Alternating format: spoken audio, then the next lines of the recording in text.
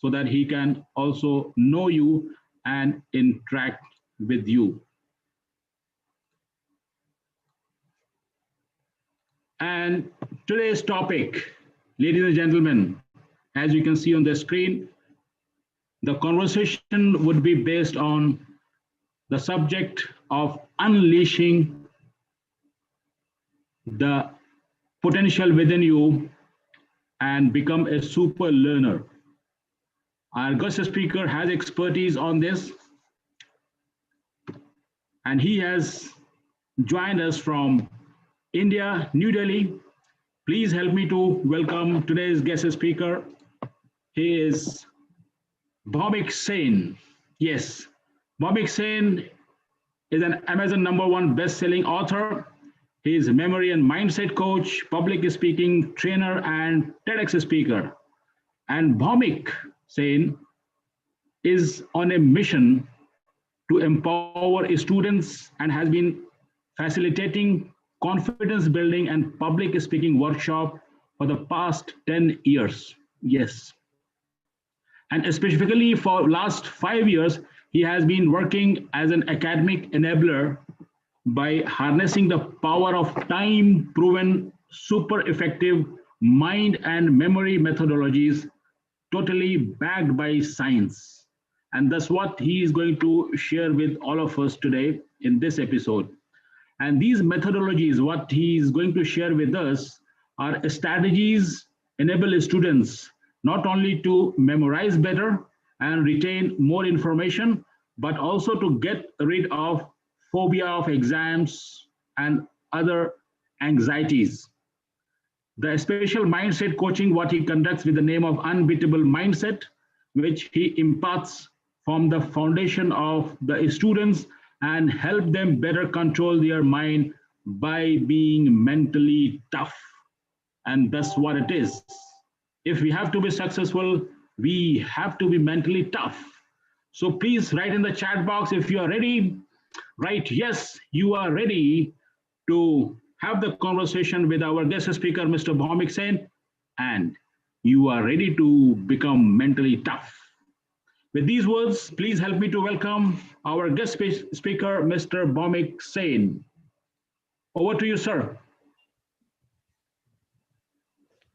All right, all right. Thank you so much, NNG, for first of all inviting me and introducing me. The introduction you just said about me, you just told about me. I was thinking, oh, is it my introduction being told? So thank you so much about that for that introduction. And I welcome you all of the audience who are listening to us on Zoom, who are listening to us on YouTube. A very warm welcome to this particular session, right? So as as we talk today, we are living in this information age, right? We are actually totally bombarded with all these distractions and all these information. There's an information load on us, right? And specifically think about students, right? So what we do is it is actually the information age wherein it is not your muscle power but your mind power matters. It is not your brute strength, it is not your brute strength but your brain strength which comes into play, right? So as you must have listened in the interview, I've been working with kids for last 10 years, right? 10 plus years, and I've been enhancing their confidence via my public speaking workshops and confidence development workshops. But then, what happened 5 years ago, I learned the skill of NLP, that is neuro-linguistic programming. And I also came to realize that, wherein public speaking was helping them to grow their confidence, to have a better self-esteem. But then there were some academic challenges which these guys, these students, this youth was facing. And hence, their confidence was going down. And that is where I came across this fantastic technology, which is called neuro-linguistic programming, NLP. And using the techniques which are there in NLP, I started coaching students on the academic front as well. I help them to become super learners. Yes, I claim that to be a super learner, right? I start with saying that you will be a better learner, but then by end of the course, they actually are super learners. They actually get that access to those strategies, those techniques, which are actually time proven, as they say, and they are actually able to harness to to their full potential. They are able to harness their full potential of their brain, right? So what happened was, let me tell you a story here. So we all are aware about the challenges of the students here, right? Many of you must be parents over here, and you must be able to आप मेरे साथ इत्तेफाक रखेंगे यहाँ पे, you will be able to relate to me here when I would say, how many students are there who are not able to memorize their content, right? Not able to memorize their information, what's there in the syllabus. How many of them are able to memorize? How many of them are able to memorize but are not able to retain retain for a long period of time till their exams, right? How many of them study so hard throughout the year, right? And then at the end of the day, when they reach the exam center, when they enter the examination hall, there's so much phobia on them that everything is like blank. And मजे की बात यहाँ पे ये है कि when they come out of that examination hall, they are able to recall everything, each and everything, what was there in the question paper. Why this happens, right? And then they are bombarded with these digital distractions and all the stuff. They are suffering from procrastination. Whenever they open the book, they say, leave it, let's do it tomorrow, right? We will do it tomorrow. They have selective interest in studies. Someone likes English, someone doesn't like maths, right? Someone likes science, someone does not like history, right? So they have selective interest in the studies. And I receive numerous queries and numerous information seeking things from parents who say that my child is intelligent enough, but he or she is not able to perform to his or her full potential, cater to the full potential, right? So and this is something very, very common. And let me tell you guys, what happens is, we have not resolved their challenges. We have not resolved their challenges of these children. And what we tell them to focus. We tell them to study. We tell them to concentrate. Now the child is confused. What's happening in this world? No one bothers about my challenges. No one is caring about my challenges. And you guys are telling me to study, to concentrate, to focus. How should I do that? Right? It's just like, there's a pebble in your, there's a pebble in your shoe. Imagine there's a pebble in your shoe and you are being asked to run. No doubt you will be able to, you will be able to walk. You will be able to run as well. But then at the end of the day, or at the end of the race, you will be left with a bloodied foot. And that is not what we want with our children to happen, right? So that is where I come from, right? These are the challenges I've been dealing with these students. And today I have some sort of solution which I'll be sharing here, which will be helpful for not only children, but we as a youth as well, right? So let me, allow me to share my screen here. And I will be telling you some of the, let me share some of the illustrations here. Let me know once the screen is visible. You can just write, just raise your hands. Probably. Yeah. Okay, look. Okay, let me know once the screen is visible. You would be able to just see a white screen right now with a black pyramid. Yes, Bhaumik, we can see that. Sure. All right, thank you so much for confirming that. Now, let us see here, right?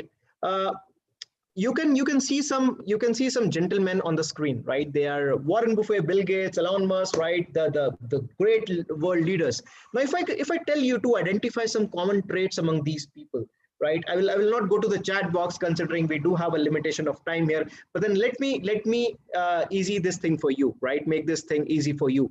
They are celebrities, right? If I just talk about the common traits about these billionaires, they are definitely celebrities. They are billionaires. They are world leaders, right? They are masters of their trades.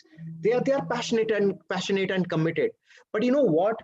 The most important common trait in all these three people and many more successful people of the world is that they are lifelong learners, guys. They are actually the lifelong learners, and that is what make them class apart. That is exactly what make them class apart. That is why they are at that place where they are today, right? So they are lifelong learners. And I've even heard, and I'm a strong advocate of this particular line, which says your learning ability will eventually decide your earning capacity. right? And I'm not only talking about financially here, right? I'm talking about the quality of your life, what it becomes when you have a strong mind, when you have that learning attitude, right? The quality of life becomes better, and obviously you earn better, right? You have different lens through which you see the world, right? And it becomes fantastic, right? So that is why this learning is important here. And I would say the most vital skill if someone has to learn in 21st century is learning how to learn, is learning how to learn. फिर चाहे वो then whether it is a hard skill, whether it is a soft skill. Hard skill like your artificial intelligence, your blockchain, machine learning, anything, any hard skill. Or they can be soft skills like communication, team building, and all those stuff. So most important skill is learning how to learn.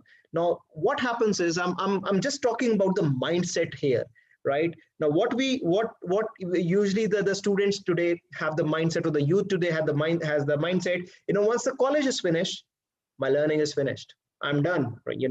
Degree, once I get the degree, I'm just done, I'll just enjoy the job and I'll just enjoy the life. Learning will stop for me. There's no emphasis on the learning. That is what the mindset today is there, right? And then there's a term which is used, I'm settled now. Our family in India, specifically in Indian culture, you would be able to recognize with me, right? You say, okay, I'm settled. Now, guys, just imagine, we all know about the sedimentation process, right? We must have learned in 7th or 8th class, the sedimentation process, wherein the mud settles down in the water. And guys, once you settle down, you will not be able to reach the stars because you'll be down there.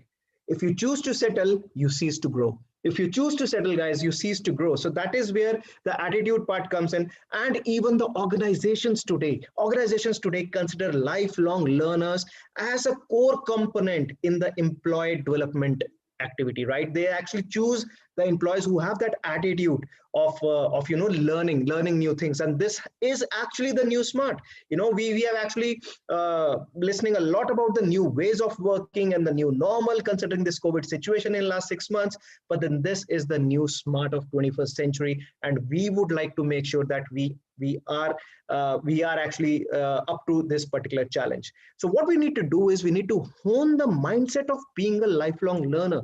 All the strategies I talk about, these are the strategies, these are the techniques, whatever I talk about, they won't be effective if my mindset is not good. Our behaviors are driven by our beliefs. And if my belief system says that, I don't want to be a lifelong learner, then doesn't matter, howsoever strong techniques, techniques or strategies you learn, you will never be able to use it. Why? Because the belief system, the root is not prepared. So before I talk about the strategies, let's agree on to this part, that mindset, that we need to hone the mindset of being a lifelong learner. How many of you agree with me? Just write a yes in the chat box. Just write a yes in the chat box. I know that you are with me here. Right, so it says that mindset first and strategies later. Wow, I'm receiving a lot of yeses here on the chat box. Cool.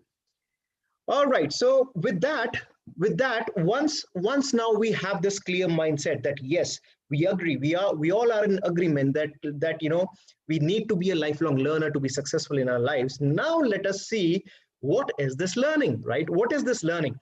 Now, if I tell you guys, just take your two fingers like this. Just follow me like here I'm doing. Take your 2 fingers and put them on your forehead. Put them on your head. Put them on your eyes. I hope you're doing this, right? Put them on your forehead. Put them on your head. Put them on your eyes. Put them on your nose. Put them on your chin. Where did you keep it? Chin. This is chin. This is cheek, right? So what happened here? We need to pay attention. We need to pay attention if we want to learn anything. And attention is something which is also called, concentration. So since our childhood, we have actually heard our parents, our teachers, our elders saying, you need to concentrate. You need to concentrate, buddy. You need to focus. You need to pay attention. But then no one has actually told us how to concentrate. What is this concentration? Now imagine if I tell you, go and play. you know exactly what to do. If I tell you go and ride a bicycle, you know exactly what to do. If I tell you go and swim, you know why? Because there is a proper mental image of these three activities in your brain. But when I tell you go and concentrate, what is a picture? What is a picture in your mind coming as? It's a question mark. You don't know, right? I mean, do you have to study like this? Is this called concentration? What is this concentration? So let me tell you what is this concentration, right? So I'll try to explain here the secrets of concentration. I'll be sharing two secrets of concentration here, and then we'll be doing some practical application around it as well, right? So that will be really helpful. Now, tell me, before COVID, you must have seen some movie in the hall, right? Some movie in the cinema hall, right? The big one, the PVRs or the big amphitheaters, right? And now it's being almost 8-9 months from that phase. Now, if I ask you to tell me the main parts of that particular movie which you saw, right, 9 months ago, I am sure you will be able to tell me 80% of the movie, of the dialogues, the screenplay, the who was the actor, who was the hero, who was the heroine, what was the screenplay, what was the story, etc. What were the songs? You will be able to tell me 80% of the same stuff, without fail. And if I ask you how many times did you revise this particular movie, you would say, who revises the movie? Come on, what are you saying? Who revises the movie, right? So what happened at that point in time? Were you or your kids who actually watched this movie, excuse me for this background sound that the planes go passing by, sorry for that. Now tell me, how many of kids, how many of these kids who watch the movie say that, we need to revise that, we need to revise the movie, but still they remember more than 80% of the movie? And how many times have you seen kids watching the movie like this? No, mama and papa, let me concentrate on the movie. I'm just watching the movie. Let me concentrate. No, you must have not seen that, right? Let me tell you one thing, guys. The concentration is not a verb. Concentration is not a verb. Concentration is your state of mind.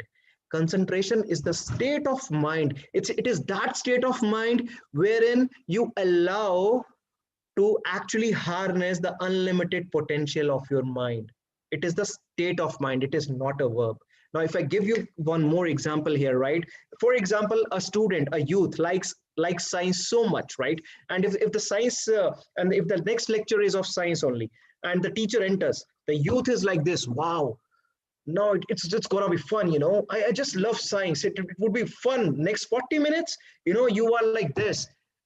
All the resources, you are able to access all the resources. Your focus is totally 100% there. You don't have to do anything. It's all implicitly coming, right? It's all coming implicitly. And you are like top of the world. Wow, this is going to be great, right? And next 40 minutes, how did they pass? Just like this. Just in a jiffy, the 40 minutes are passed and you don't know. And the important part is you are able to retain those information as well, that information as well, right? Now, suppose the next lecture is of history. And I know that you don't like history. You would be like this, oh my God, another 40 minutes, another 40 minutes. How will I spend those 40 minutes now? And you are just like this, boring, all distracted here and there. The brain is same, you are same, classroom is same. The only thing which is not same is your state of mind. And hence, the concentration is not there. And hence the concentration is not there. Now, this brings me to the secrets of concentration, right? So concentration is one thing, is as a state of mind which comes with anything which has your interest, which you feel associated with, right? Which you feel associated with. Now, let me tell you one thing here. Wherever interest goes, concentration flows. Wherever interest goes, concentration flows automatically. And the $1 million fact here is that your mind tends to concentrate automatically on the topic of interest or liking. You don't have to put in efforts over there, right? You don't have to put in efforts in that science class when you were studying, right? It was coming implicitly. That is the beauty of it. And let me more reinforce this particular concept to you. How many of you remember the tortoise and hare story, or a thirsty crow story, or a greedy dog story? Just write I in the chat box. Just write I in the chat box. How many of you remember? Yeah. Yes, we all do, right? We all do. most of us, I mean, I'm sure 100% of us would remember these stories, what we learned in the childhood, right? But then if I ask you in the same context, how many of you remember the trigonometric formulas? How many of you remember the differentiation and integration formulas? How many of you remember the element in the periodic table? I'm sure not more than 30-40%. And those 30-40% would be the same people who are, still using these concepts in their day-to-day life today, right? But then barring that, I don't think anyone would be able to remember. You know why? Because when I talk about these stories, this is what comes into your mind. This is what comes into your mind. Wow, these pictures, these stories, those emotions of the childhood which were actually linked to these particular stories. This is what comes in, right? But then when I talk about the trigonometric formulas, the differentiation integration formulas, there is no visual, there's no movie, no sound, no color, no interest, absolutely boring. And you will be appreciating this fact, right, that when you were in kindergarten, your books were filled with pictures, with colors, with animation, right, with interesting things, with interesting stories. And as you progress towards your higher classes, slowly and slowly these images moved out of your textbooks, and it was more of a textual based study what we did, and hence it became boring. And once it becomes boring, there's no interest, you will not be able to concentrate, and it will become bad for you. So that is what we call as visualization. Now if we understand now that we understand the stories, we understand the movies, we understand the images, colors, sound really well, why don't we add all these elements, all these modalities into the information we are doing, into the information we want to learn, right? So this is what this process of adding pictures and movies and colors and sound to the information you wish to learn is visualization. And by doing that, what you actually are doing, you are actually converting this abstract information which makes no sense at the very first place. You are actually converting this into mental images, and that is getting registered very strongly. Always remember, our brain always thinks in form of images and not text. And if you don't believe me, let's try an exercise. Close your eyes and think about an elephant. Close your eyes for 2-3 seconds and think about an elephant, whatever color. Now open your eyes and tell me how many of you, were able to see the image of the elephant. How many of you were able to see the image of the elephant, and how many of you saw the text? Just write. How many of you saw the image of an elephant, and how many of you saw the text? ELEPHANT.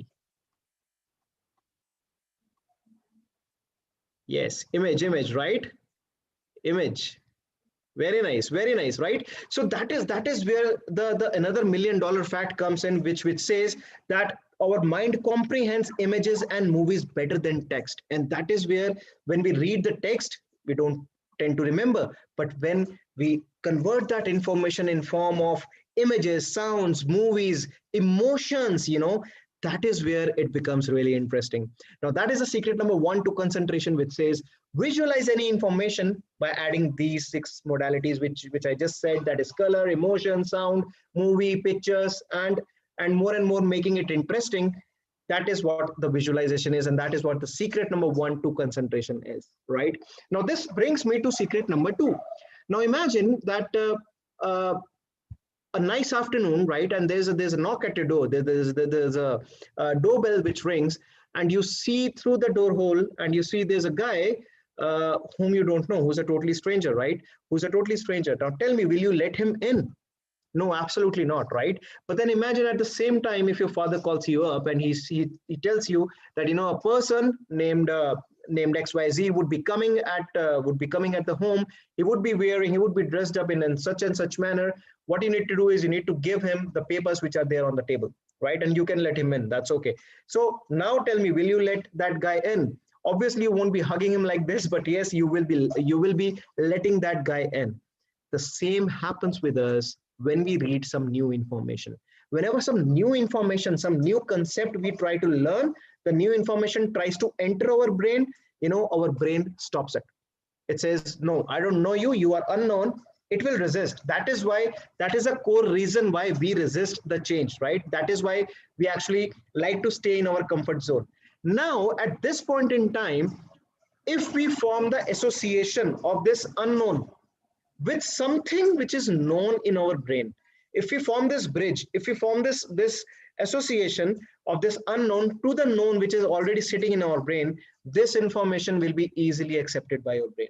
It will be easily accepted by your brain. And I will be doing a demo of this as well. And I will show you that how this is done. Now, this is the secret number 2, which says associate any new information, what you want to learn, to already existing information in your brain, and it will be yours forever. It will actually be yours forever, right? And I've been doing this for last 5 years. I've been helping students with, enhancing their vocabulary, enhancing their spoken English vocabulary by the same technique, right? I've enhanced the vocabulary using this technique, and I'll be just sharing one example with you, and I'll be sharing an ebook at the end of this talk, absolutely free, which has 200 words explained using the same technique. 200 words explained using the same technique, and you or your kids can learn those words in absolutely no time. That is my bet over here, right? So let's say you need to learn the word which is called mitigate.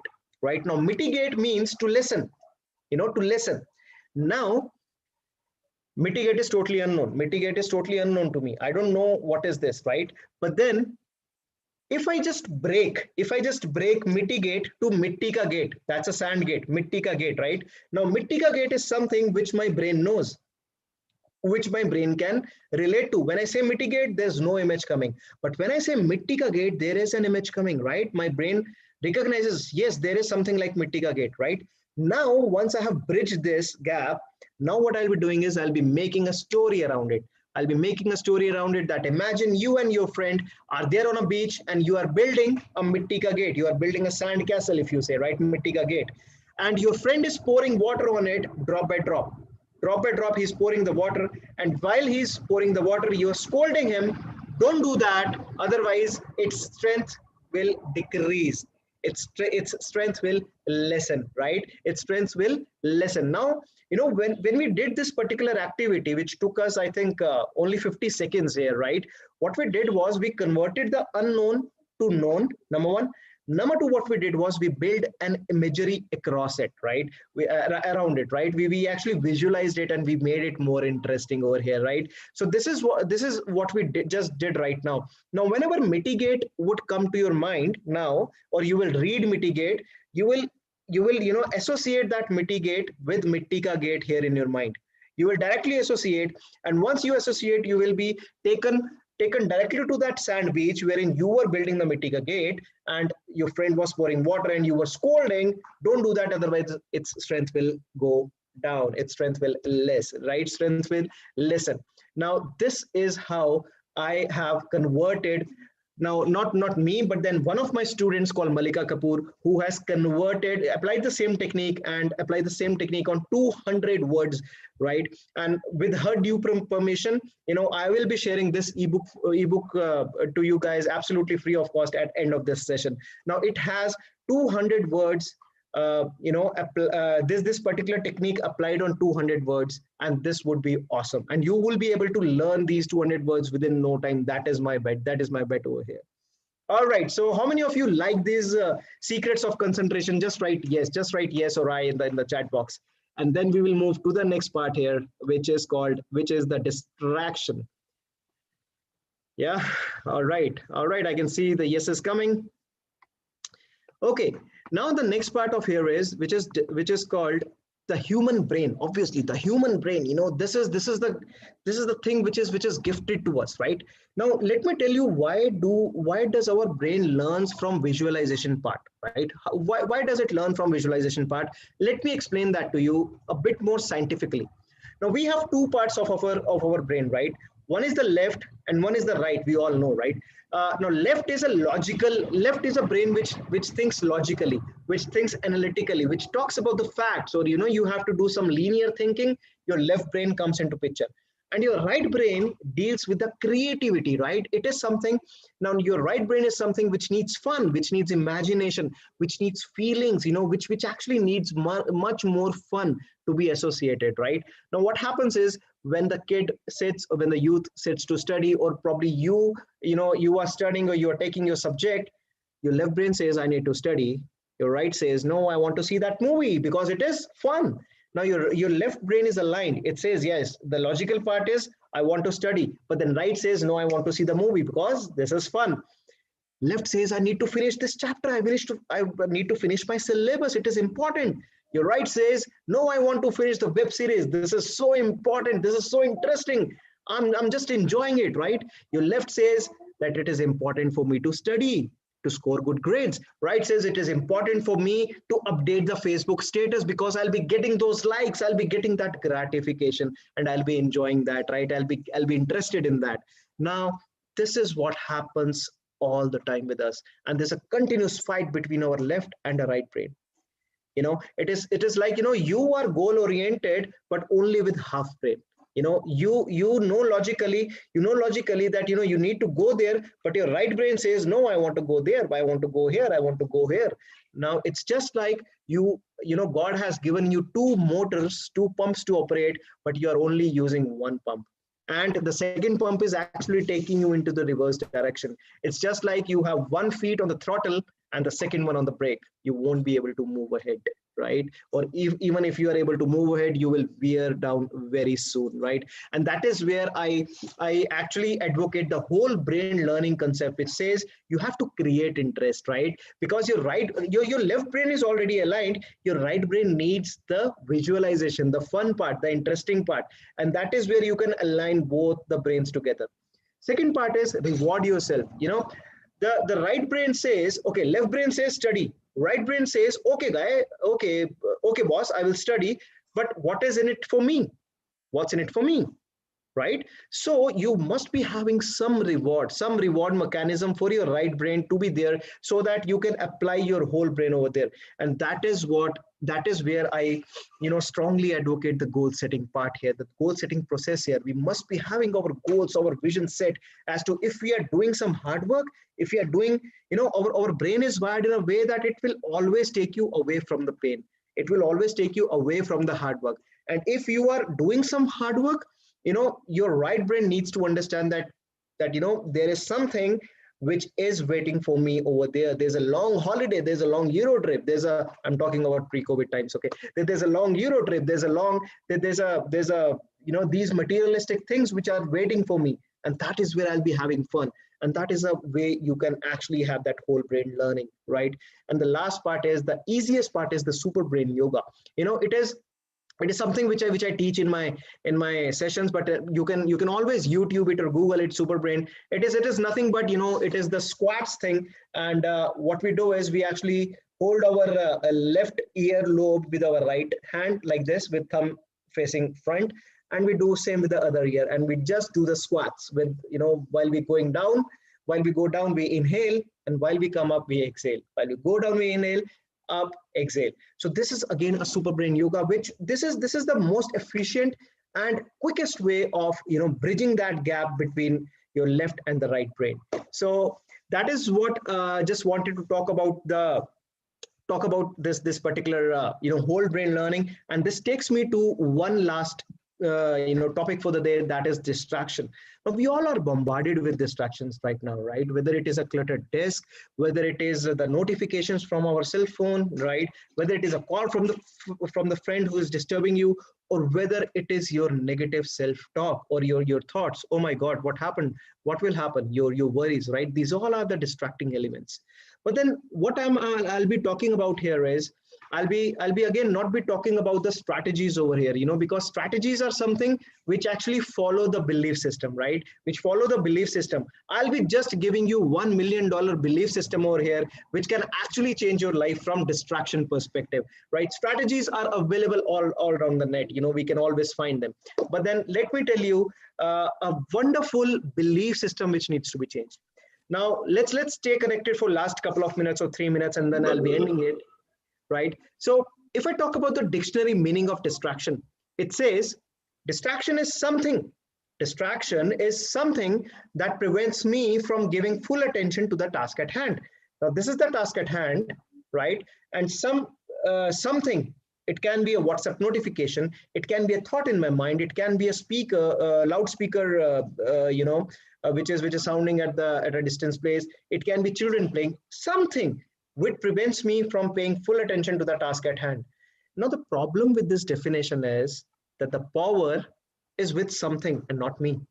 Power is with something. That something will come and will stop me to give the full attention to the task at hand. Now, this is what we have already learned. We have been learning since our childhood that this is the distraction, right?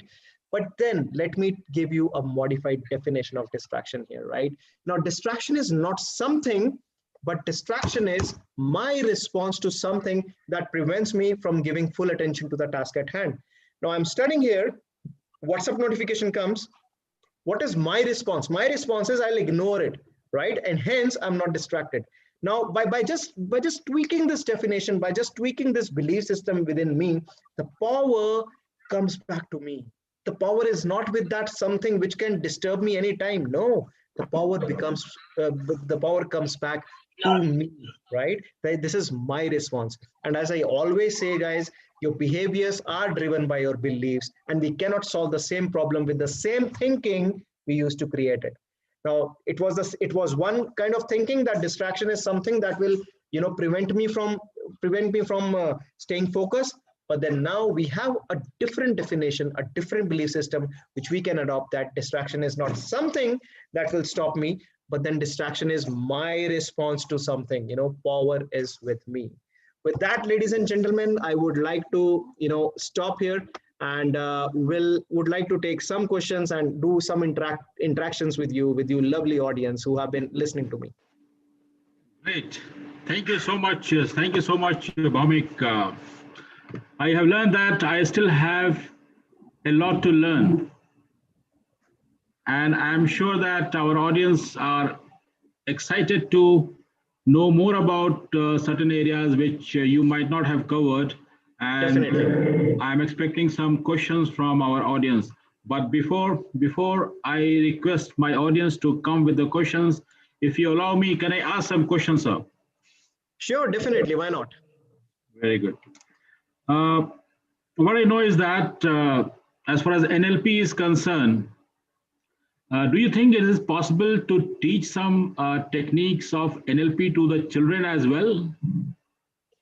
Yes, why not? In fact, all these techniques and strategies which I talk about in my sessions, and I've talked about in detail in my book as well, they all find their base in NLP itself, that is neuro-linguistic programming.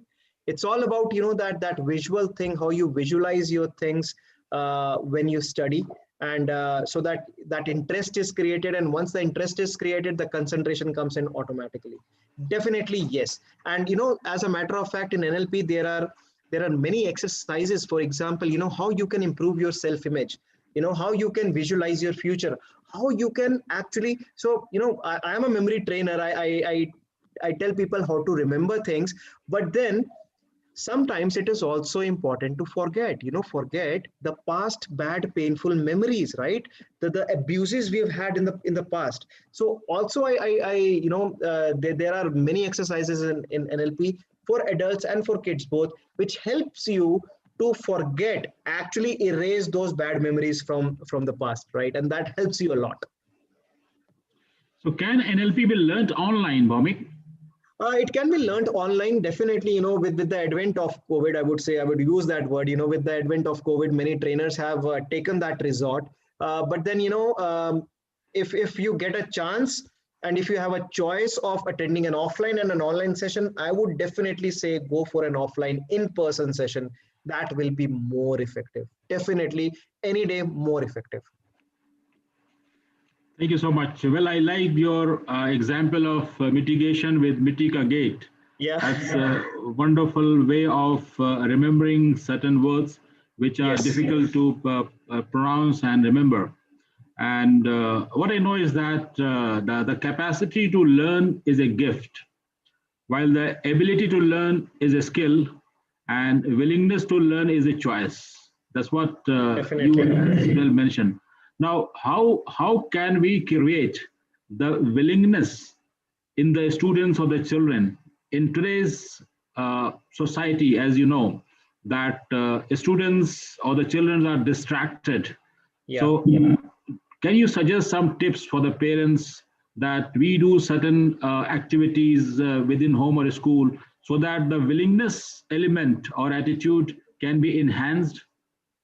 Sure, sure. I think now broadly, if I talk about on a broader note, there are two things what parents or we as educators can do, right? Now, one thing is for sure to have the goals aligned. It's really important. As I told you, we keep on talking about only the part which wherein our left brain is interested, right? Left brain is logical. It knows we need to score good grades, but then distraction. Why distraction happens? Because distraction is something which is interesting. Facebook statuses, Insta messages, web series, these things are interesting, right? Now if we can replace these small pleasures, your brain is getting pleasures over here, right? And studies are painful. Now if we can replace these pleasures by some bigger pleasures, by setting the vision for the students, that can be done by a goal setting, right? So that will really help. Or if we can give them or show them the pain, that if you don't achieve your goal, this is how painful it would be, and if you achieve your goal, this is how pleasurable it would be. And it is important for students to see those images, to visualize those images on a daily basis, so that they know exactly where they are going. Again, I'll be talking about the NLP exercise, which is the future building exercise, which I conduct in each and every session of mine, irrespective of whatever session I'm taking, whether it is memory, whether it is public speaking or time management or goal setting.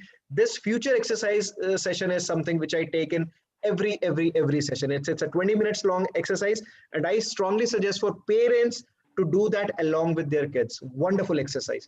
The second part is, parents should be finding ways of creative ways of making the content interesting.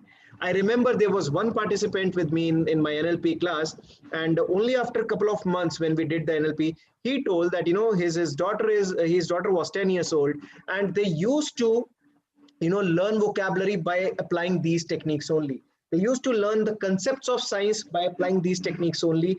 They built stories around it. He says that I just teach my daughter, or teach my he said that I teach my daughter only in form of stories. I just tell her the story, and then I ask the question from the chapter, and she knows it all. Interesting. I mean, the student does not know that the study is going on, right? So that is the second thing what parents can do for sure. Yeah. I know it can be tricky at the beginning, but then yes, it is for sure a good thing to start. Yeah, as you rightly mentioned, that our brain remember or recognize certain things in the pictorial format. So Yes, the storytelling and the usage of metaphor would be powerful. Now, definitely. other question coming to my mind, Bhaumik, is that as you also mentioned in your conversation, that the stress or anxiety during the exam period, the 2 hours or 3 hours whatsoever the exam duration is there. So what exactly happens? Why students get stressed and they can't remember the answers? And it had happened with me as well in the childhood, that after examination I used to recollect. Oh, I was aware of the answers, but I could not write it. So Yeah, why exactly this happens and how this can be avoided? sure. Let me tell you now. My mentor, or the person whom I follow, Jim Quick, right? He says, put your left hand here, and this is the information, this is the emotion, this is the information, and this is the emotion. Information combined with emotion becomes your long-term memory. Information combined with emotion becomes your long-term memory, right?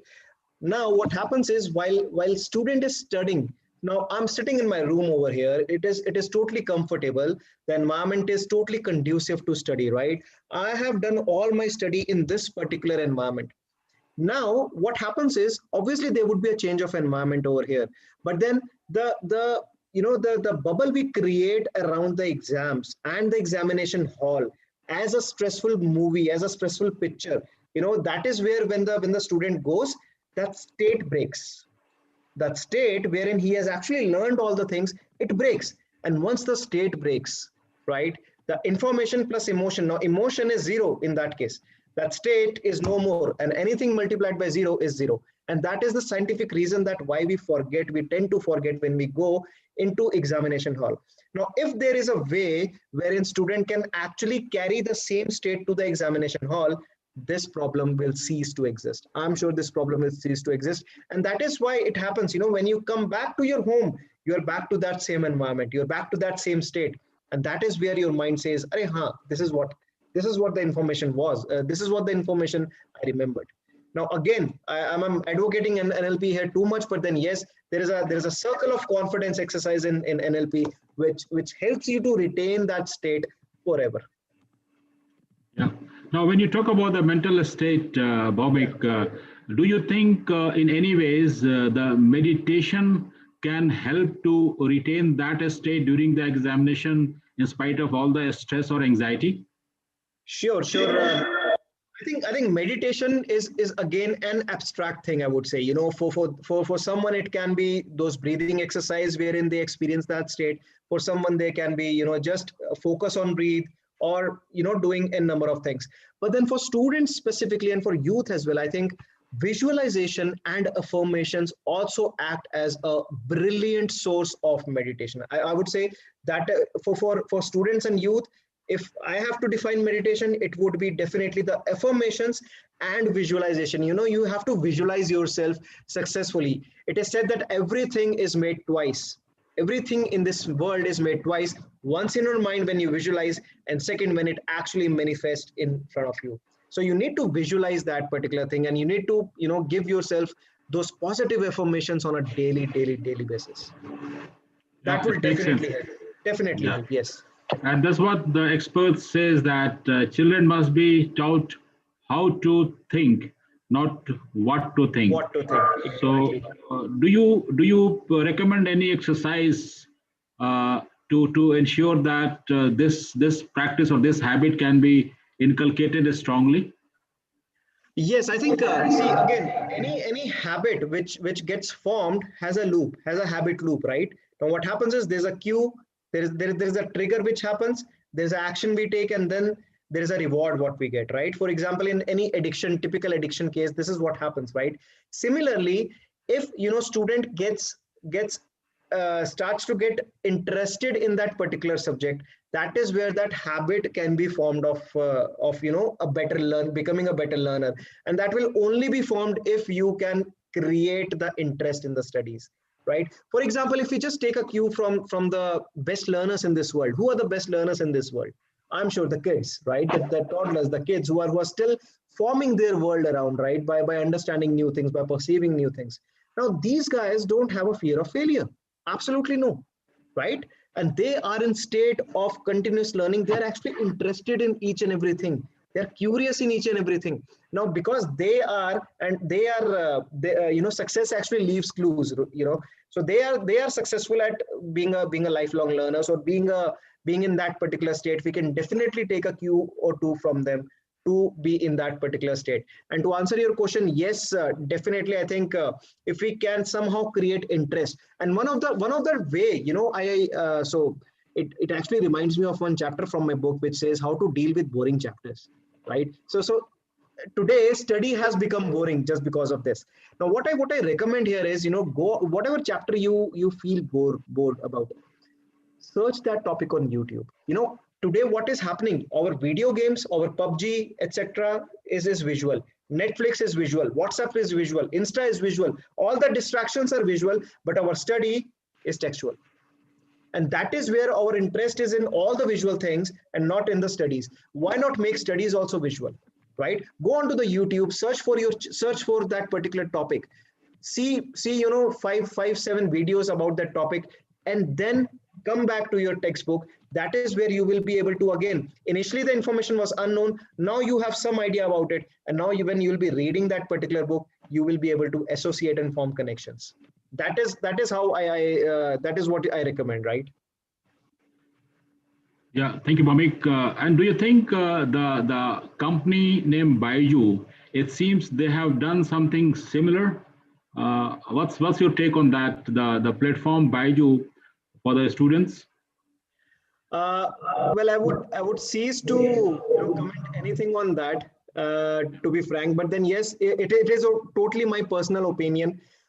From visualization perspective, they are good. Yes, the way they have explained the concept by visualization, etc., it is good.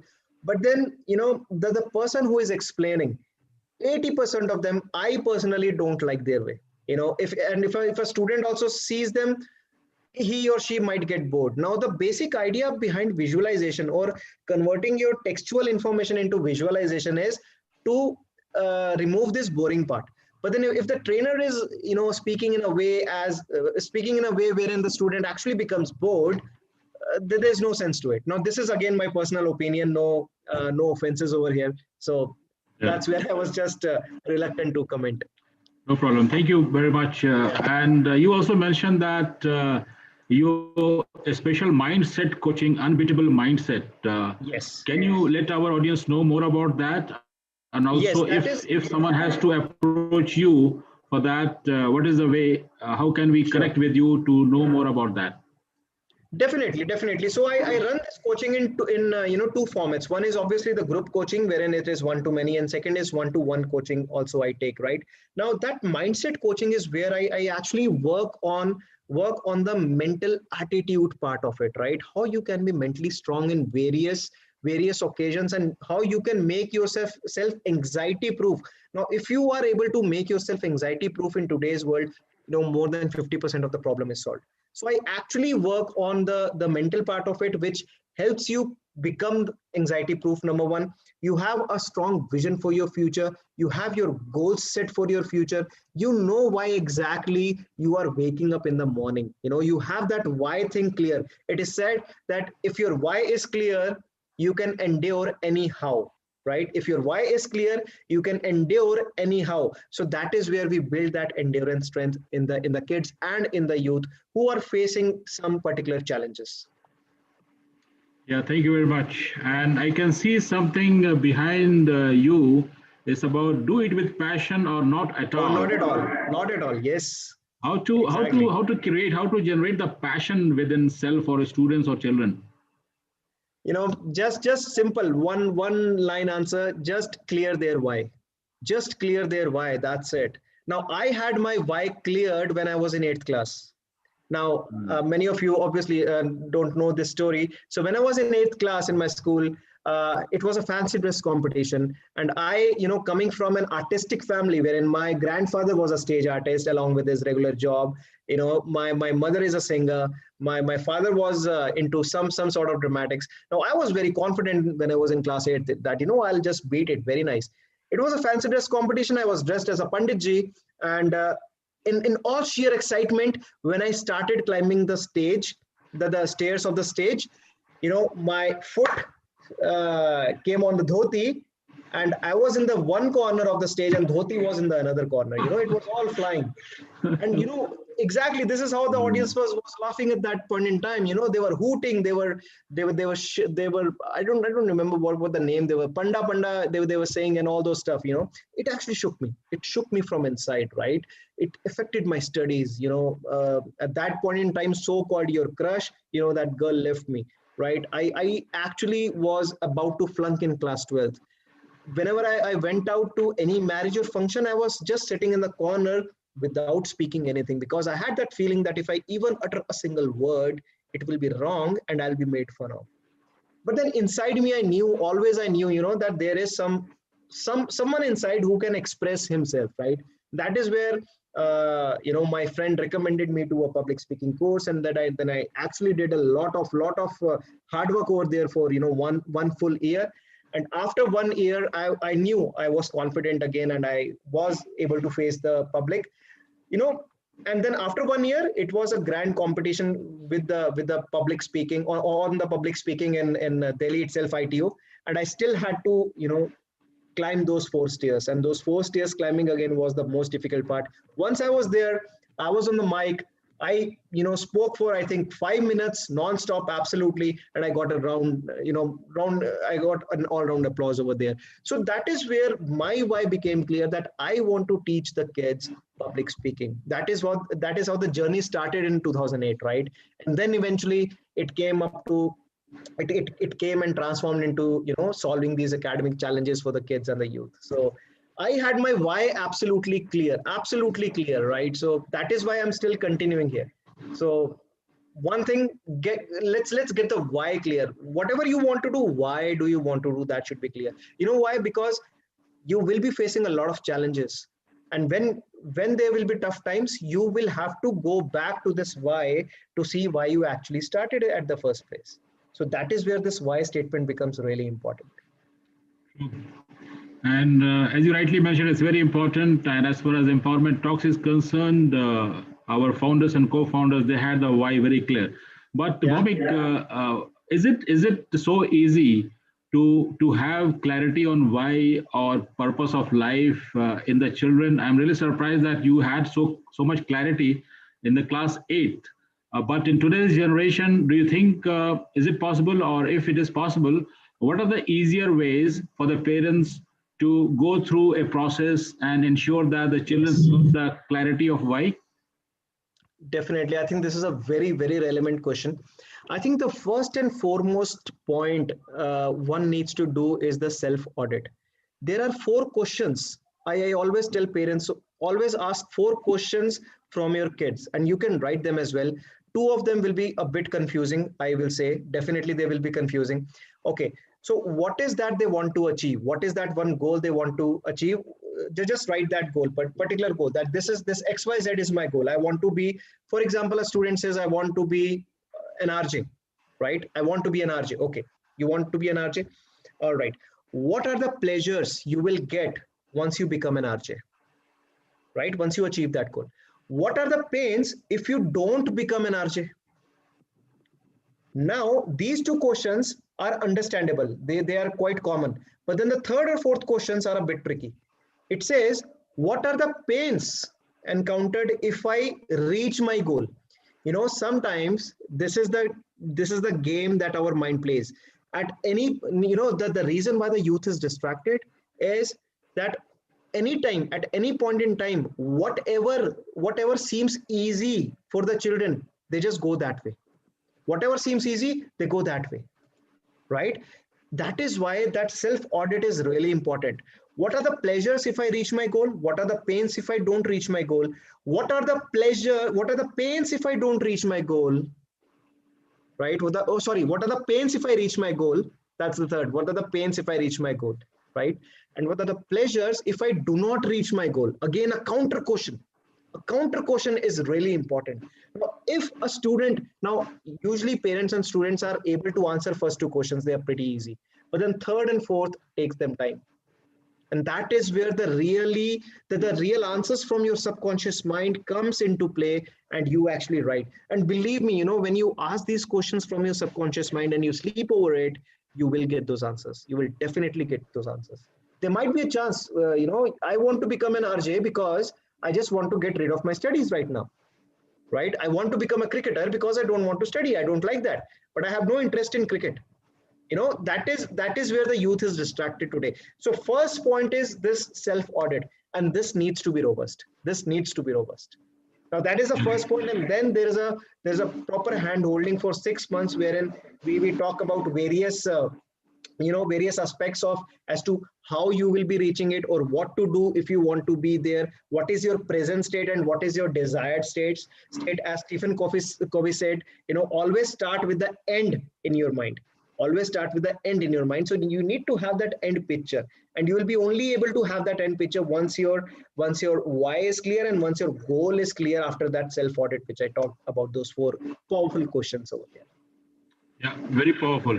Now, related to this, another question, Bhaumik, is that I know some of the students, some of the children, they are a bit negative in their attitude and very pessimistic about the future. With complete negativity, like nothing will happen with me, or there's lots of uncertainty about the future and all. So if there is no passion, no commitment, no optimism, and full of negative mindsets, what do you suggest? What do you recommend for that kind of students or the children? There can be a number of reasons for that particular behavior. As I said, that our behaviors follow whatever belief we have, right? So why is that behavior coming up? And from my experience, I can talk about couple of things over here. One is, definitely there must be some bad experience, some past trauma which must have happened to them in their childhood, which have made them this way. Number one. Second is, and obviously we should not term them as bad or term them as pessimistic. This is the behavior they have developed based on whatever happened. And as I said, there was a pebble in your shoe. No one tried to remove that pebble, but then everyone told you to run, and obviously you will be in pain. Yeah, and we need to empathize with that particular student, that we understand you are in pain, need to understand why, right? There I'm 90% of the cases, there are those abuse cases in the childhood, or something must have happened which would have changed the life. And for example, if you go to a doctor and doctor says that you will never be able to get rid of this problem what you have now, people like doctors, people like teachers, right? Parents or elders, they are strong reference points, right? And there might be a chance that there might be a thing that that children must have been told by some of his reference point that you are no good. I remember there was a girl who wanted to do MBA, but she said, sir, I won't be able to do because I'm not good at maths. I asked her, what make you think so? And when we went deep down, it was from her 9th or 10th class, wherein a teacher from her 10th class told her that you are no good at maths, you will never be able to achieve good marks in maths, you will be never be at good at maths, etc.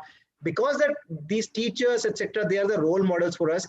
We take their word to be true, right? That is why these children might have the pessimistic attitude. Number one. Number two, even if they are able to forget that particular event, there might be a chance that subconsciously that particular event is still affecting their present self-image.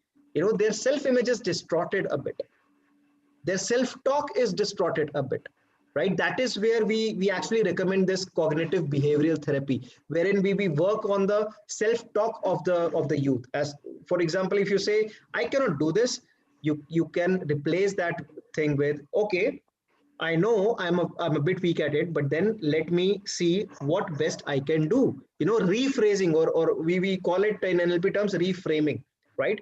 So that self-image part is really important. So these are the two broader reasons I can talk about. But then the question you have asked is, the answer to is, it is very subjective and case specific. So these, on a broader line, these two are the main reasons, I would say. Yeah, I got it. I got it. It's all about something happened in the past, and students or the children give a meaning to that, some negative meaning, and carrying it forward.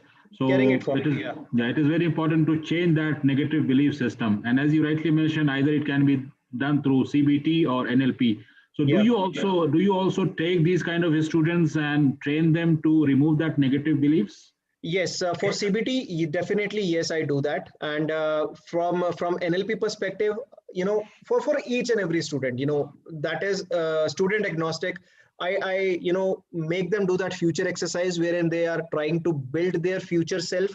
Then the self-image, that is a swish exercise is what we say. Swish exercise is what we say in NLP. That is for the self-image. And definitely, if a student complains about a bad past experience, that is only when I do that past experience exercise. So these three things alone will they're so powerful that they'll be able to resolve your 90% of the issues. And this is based on my experience, what I've had with these students. And I believe this, with your conversation, I am completely aligned with your thought process. And I trust that, yes, the knowledge, the skills, and the experience, what do you have and what you offer definitely would be useful to whomsoever will be in contact with you. And I request my audience to be in touch with you. And if you allow me, I'll just share your website address to the chat, in the chat box for our audience, which is bhaumiksane.com. So I request you all to visit this website, and you can know more about our guest speaker, and you can interact with him. And in case you want to go through any coaching or any other subjects related to your children or your student, then you can be in touch with him. So with this, I will go to my audience, Bhaumik. But before that, I would like to know your experience, your feelings coming to Empowerment Talks, our platform, and having conversation with us and sharing all your knowledge, wisdoms. How do you feel now?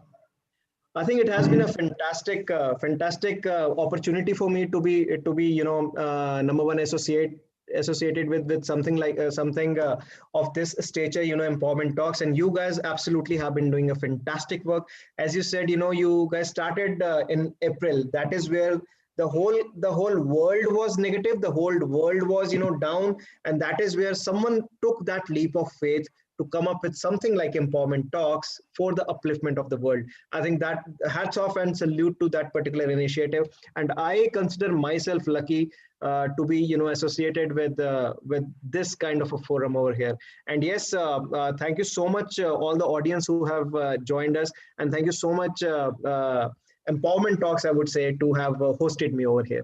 Thank you. And thank you so much for empowering us. So Yeah. just a final word, what I might take away is that the key to success is addiction to lifelong learning with complete passion and commitment. So thank you so much, Bhavik, for all your Thank you. insights, all the wisdoms, and I must say the golden nuggets.